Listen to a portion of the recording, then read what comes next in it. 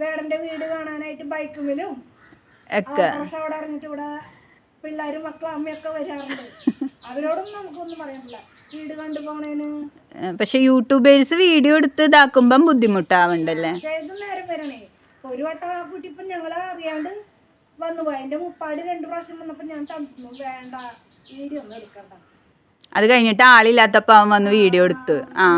എന്താ ചാനലിൻ്റെ പേര്? വലിയൊരു ചാനലാണ് അത്.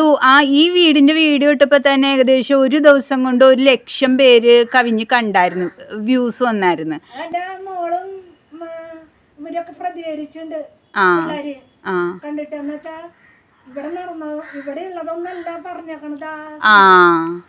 അവരെന്തെങ്കിലും പറയണ്ടേ? അവരെന്നെ തപ്പിത്തറിഞ്ഞിട്ടാ വർത്താനം പറയണേ.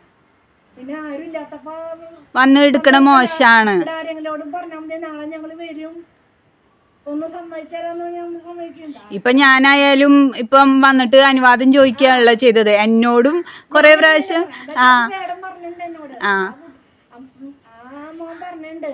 അപ്പൊ ഈ ഇതില് കണ്ടപ്പോഴാണ് ഞാൻ വേടനാ എനിക്കറിയില്ല, ഞാൻ കിരണിനറിയാം, ആ പേരില് ഞാൻ അറിയപ്പെടുന്ന കുട്ടീനെ.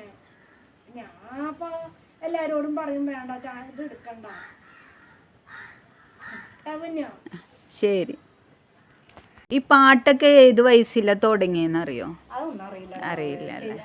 ഇവിടെ ഇവർക്കൊക്കെ ഇങ്ങനെ അറിയുന്നല്ലാണ്ട് എനിക്ക് അത്രയും. വേടന്റെ ആരാധകരാണോ? അയ്യോ പിള്ളേരൊക്കെ നാണക്കാരാണെന്ന് തോന്നുന്നുണ്ട് കേട്ടോ, പെട്ടെന്ന് പോയി. അപ്പം ശരി, ഓക്കെ. വേടന്റെ കൂട്ടുകാരാ? ഫ്രണ്ട്. അപ്പൊ വേടനൊക്കെ ഇവിടെ ഉള്ളപ്പോ കണ്ടിട്ടുണ്ടാ? പാട്ടൊക്കെ കേട്ടിട്ടുണ്ടാ?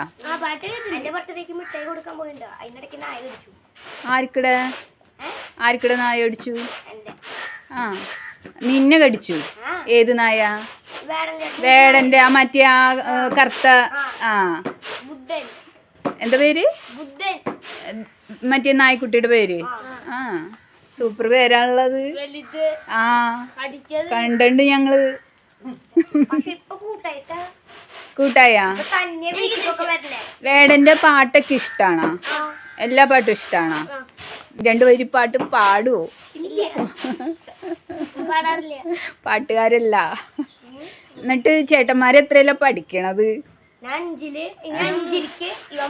3ലേക്ക്. വലിയ ചേട്ടൻ 3ലും ചെറിയ ചേട്ടൻ 5ലും.